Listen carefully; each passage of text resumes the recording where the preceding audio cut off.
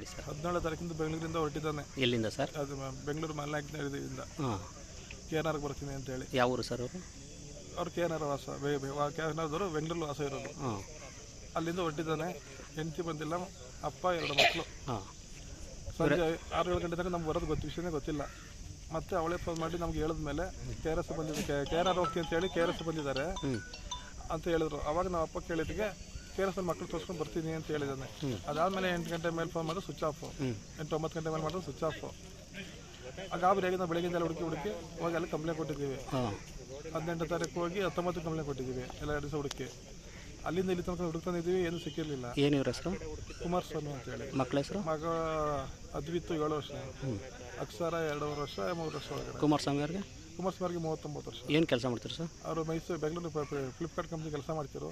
ಇತ್ತೀಚೆಗೆ ಕೆಲಸ ಬಿಟ್ಟಿದ್ದಾರೆ ಅಂತ ಅವ್ರು ಹೆಂಡತಿ ಹೇಳ್ತಾ ಇದ್ದಾಳೆ. ಅದ್ರ ಬಗ್ಗೆ ನಮಗೂ ಮಾಹಿತಿ. ಏನು ರೀಸನ್ನು? ಅದು ನಮಗೂ ಮಾಹಿತಿ ಇಲ್ಲ. ಅವ್ರದ್ದು ಲವ್ ಆ್ಯಂಡ್ ಅರೇಂಜ್ ಮ್ಯಾರೇಜು. ವಾಸ ಬೆಂಗಳೂರು ಜೊತೆಲಿದ್ರು. ಈ 2 ಇಯರ್ಸಿಂದ ಅವಳು ಬರ್ತಿರಲಿಲ್ಲ ನಮ್ಮ ಮನೆಗೆ. ಮಕ್ಕಳು ಮತ್ತು ಅಪ್ಪ ಬಂದು ಮಾತಾಡ್ಸ್ಕೊಂಡು ಹೋಗ್ತಿದ್ರು. ಇದು ಆಕಸ್ಮಿಕನ ಆತ್ಮಹತ್ಯೆ ಅನ್ಕಿದ್ರ? ಅದು ನಮಗೆ ಏನೂ ಗೊತ್ತಿಲ್ಲ ಸರ್. ನಿಮ್ಮ ಹೆಸರು ಸರ್? ನವೀನ್ ಅಂತೇಳಿ. ನೀವೇನಾಗಬೇಕು ಸರ್? ನಾನು ಅವ್ರ ಅಣ್ಣ. ಹಾಂ. ನಾನು KSRTC ಕಂಡಕ್ಟರಾಗಿ ಕೆಲಸ ಮಾಡ್ತಾಯಿದ್ದೀನಿ.